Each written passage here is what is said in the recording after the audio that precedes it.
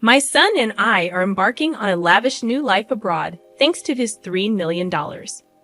After the divorce, you won't be able to make ends meet, my mother-in-law sneered.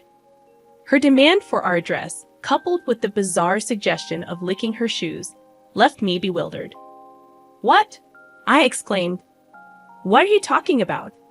I demanded, utterly perplexed. I had no clue what my mother-in-law was talking about.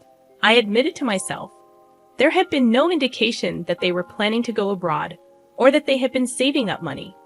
That's because I said my son got $3 million. We're gonna live the high life overseas. Just the two of us, she boasted. The shock hit me like a freight train. Why would my husband leave the country? And where did $3 million come into play? Why do you want to know so badly? She taunted. Well, if you really want to know, kneel down and beg, licking my shoes, and maybe I'll tell. She sneered, her tone cutting. What's with that attitude? I retorted, my frustration mounting. Where is my husband? I demanded, seeking answers. Oh, it's very comfortable here. We're enjoying the high life with my son's $3 million, she declared with disdain. So you're no longer needed, she dismissed me casually. I was stunned by my mother-in-law's callous words. What did it mean that my husband suddenly had $3 million and was living a luxurious life abroad? Moreover, her treatment of me as an outsider fueled my anger and anxiety.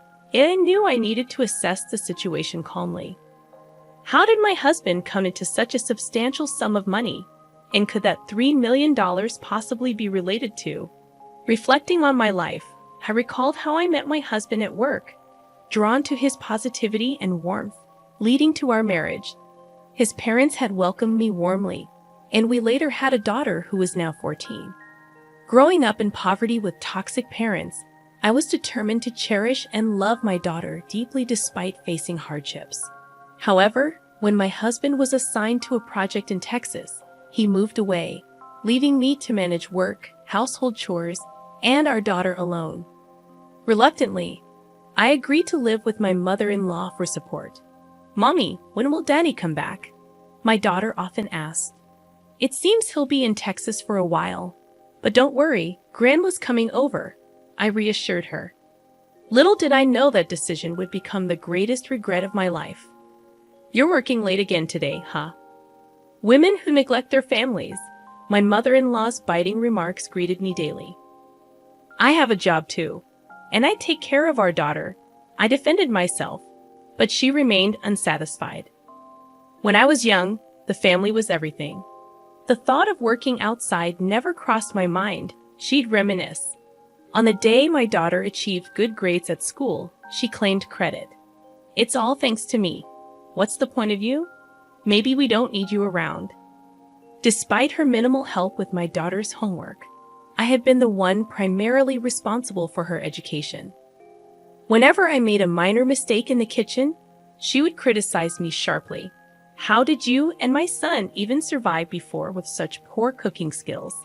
I'm doing my best, and everyone has their own way of doing things, I would retort, my patience wearing thin. She doesn't do her chores, she complained to my husband. Mom, she's working too. Please try to understand, my husband would interject.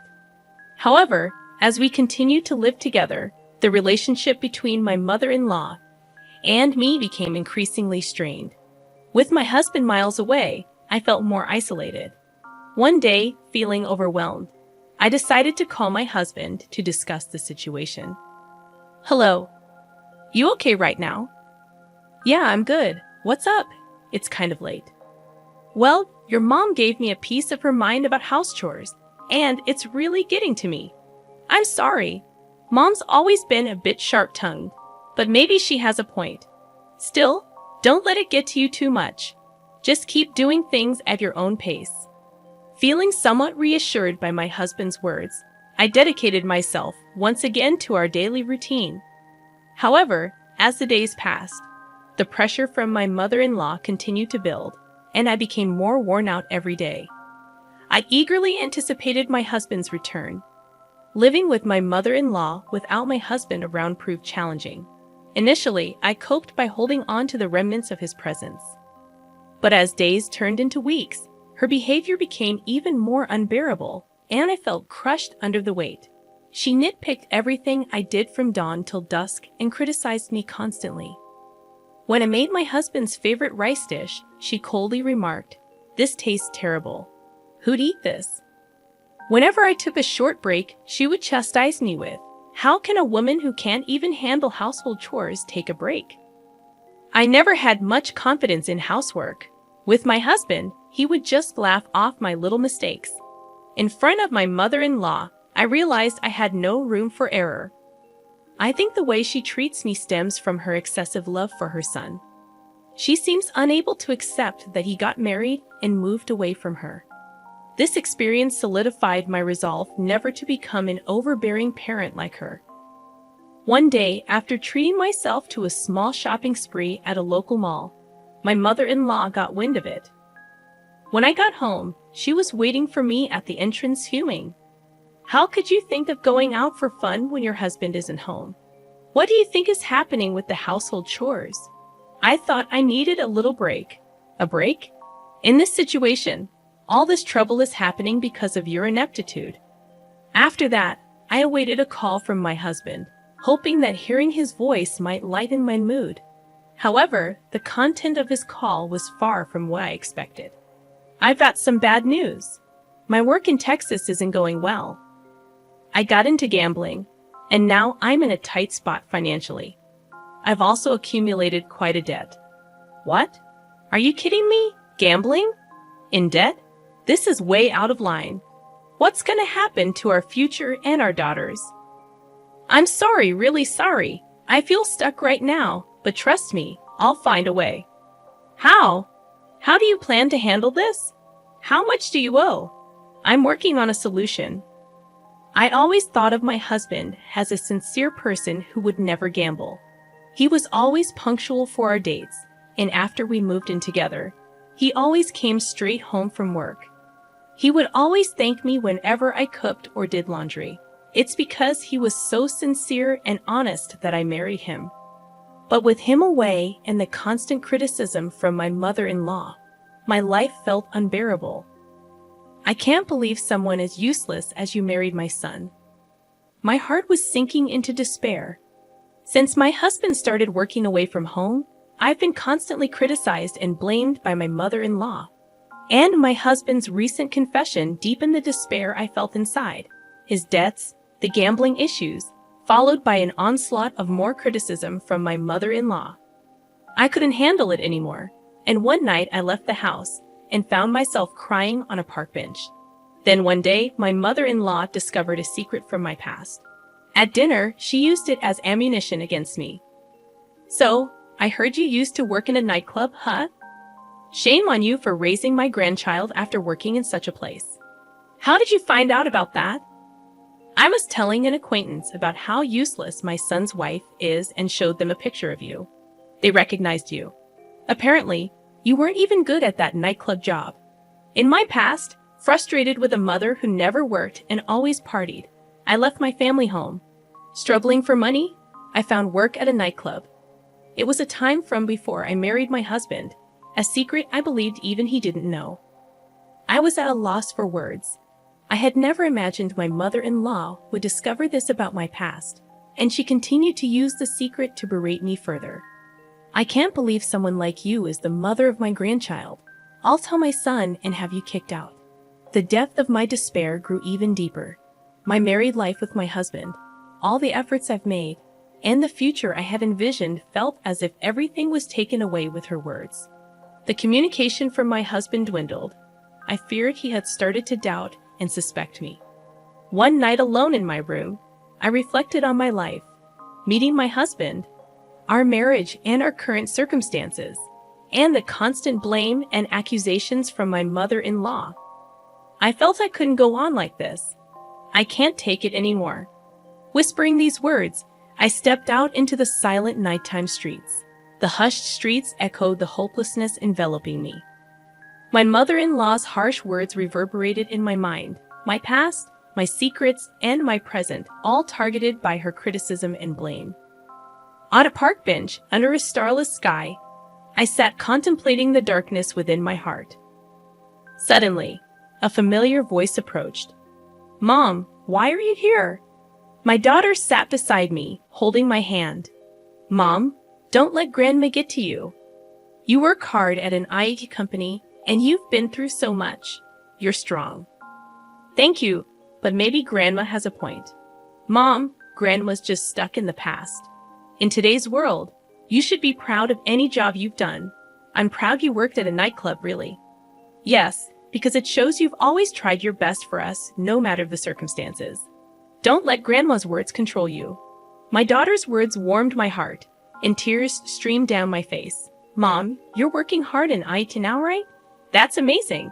I'll always be on your side, no matter what Grandma says." Filled with gratitude for my daughter's support, I found hope that we could face challenges together.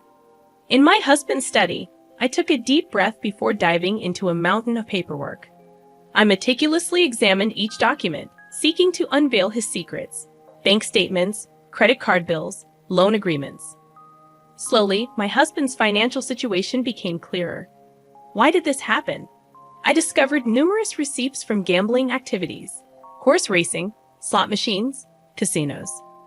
The thought of how much money he had squandered on these pursuits was heart-wrenching.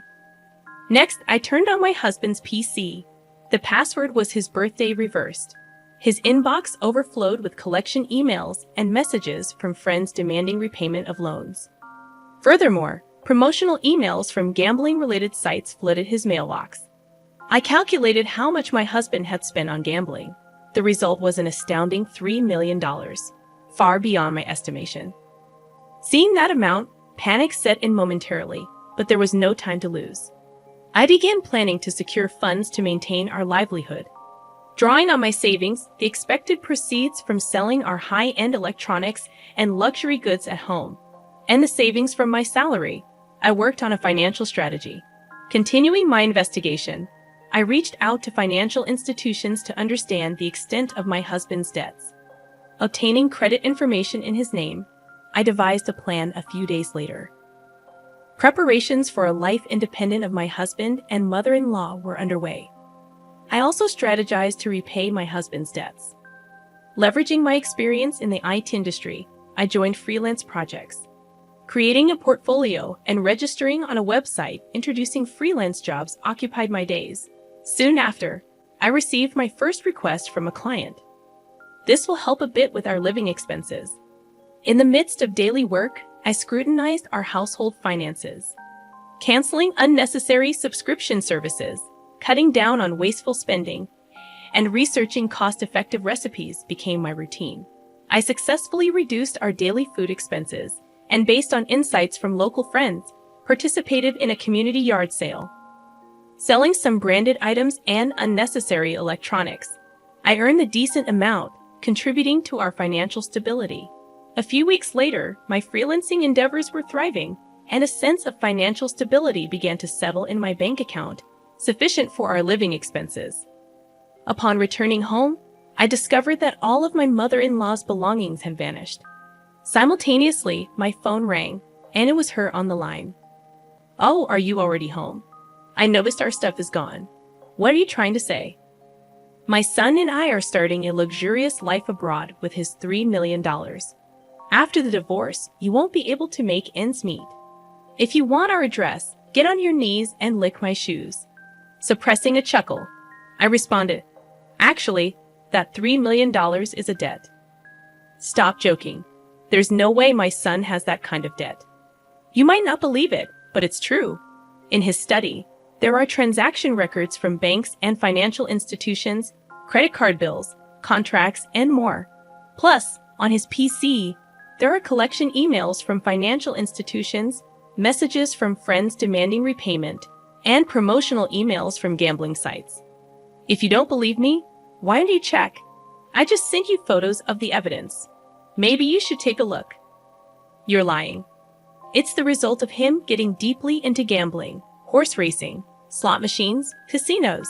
All in all, it amounts to a whopping $3 million. I just sent you photos of the evidence. Maybe you should take a look." I had no idea. He probably didn't want you to know. but it doesn't change the facts. In silence, my mother-in-law took a deep breath. I truly didn't know. I don't know what to say. Without another word, I hung up, resolving to begin anew. Shocked by the actions of my husband and mother-in-law, I focused on forging a future for my daughter and me. Later on, my husband called. "I'm so sorry, truly I am." His subdued voice did little to quell my anger. "Why did it come to this? Our family is falling apart because of you. I never thought it would come to this. But when I decided to go overseas with Mom, I couldn't see a future with you and our daughter." Flabbergasted by his words, I asked, "You couldn't see? It's because of your carelessness and lack of planning that our family is in this mess. I know that, but it's too late now. I made a promise to Mom." "Promise? What promise?" "One to sacrifice our daughter's future and grab a paradise just for yourselves." His silence was met with his sobbing on the other end. Calmly, I hung up the phone. The reason my mother-in-law confused assets with debts was due to a bill of $3 million that suddenly arrived at our home. She mistook the $3 million bill for a lottery-winning notice. She began planning her dream relocation overseas and approached my husband about it, unaware of his mother's misunderstanding and thinking starting a new life overseas would allow him to escape the debt problem. He accepted her proposal, mistaking a bill for a lottery notice. After that, I kept my anger towards my husband and began looking for a lawyer. I was set on preparing for a divorce, claiming compensation for emotional distress and child support. Now, a new life was about to start. A life for me and my daughter independent from my husband and mother-in-law. I consulted with a lawyer about the divorce, emotional distress compensation, and child support claims. During this period, my daughter and I spent a lot of quality time together, and she became my strongest supporter.